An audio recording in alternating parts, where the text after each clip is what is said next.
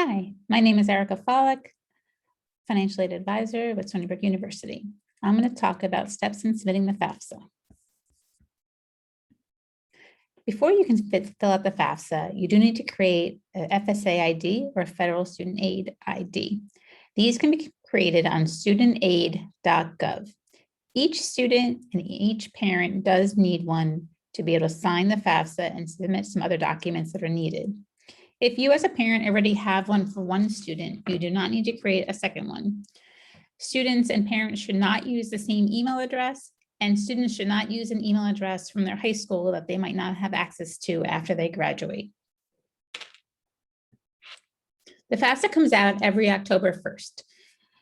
These can be filled out on studentaid.gov, or you can download the My Student Aid app. This is on the iPhone or Android.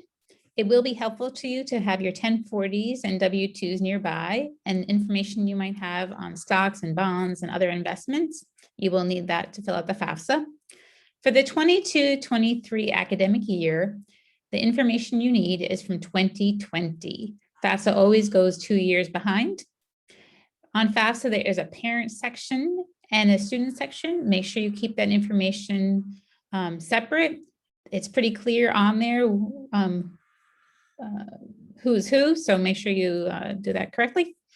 And also create a save key. A save key is really handy if you get kicked out or if you want to stop and start to filling out the information.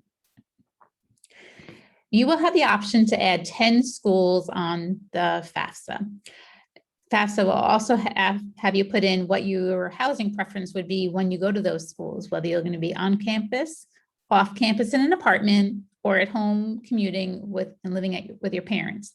This is important because your budget or your cost of attendance does go by which housing preference you put onto your FAFSA. It can be changed. If you're one of those students who want to apply to more than 10 schools, you should put your top 10 schools first, wait for some responses, or wait for you to then come up with your own different decisions to go back in and change the schools. You can always go back in and modify this, but be aware if your school does have any deadlines of when they need that FAFSA submitted. Sometimes for some scholarships and for different pieces of aid, they do look at the date that you filled out the FAFSA.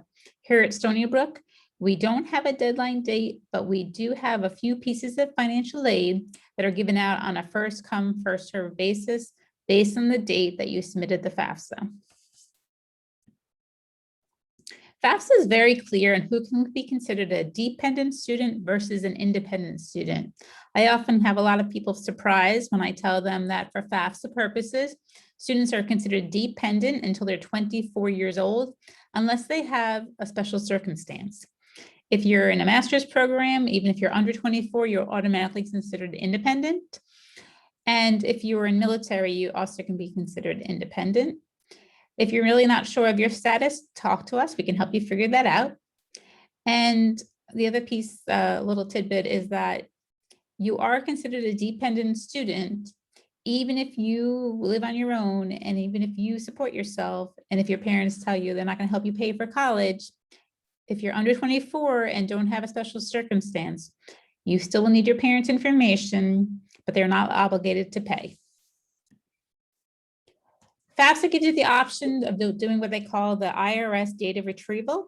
This is a great option to be able to put the financial information onto your FAFSA without errors. When you do go from FAFSA to IRS, you will have to put in your address exactly the way it is written on your tax forms. Otherwise, they will not link.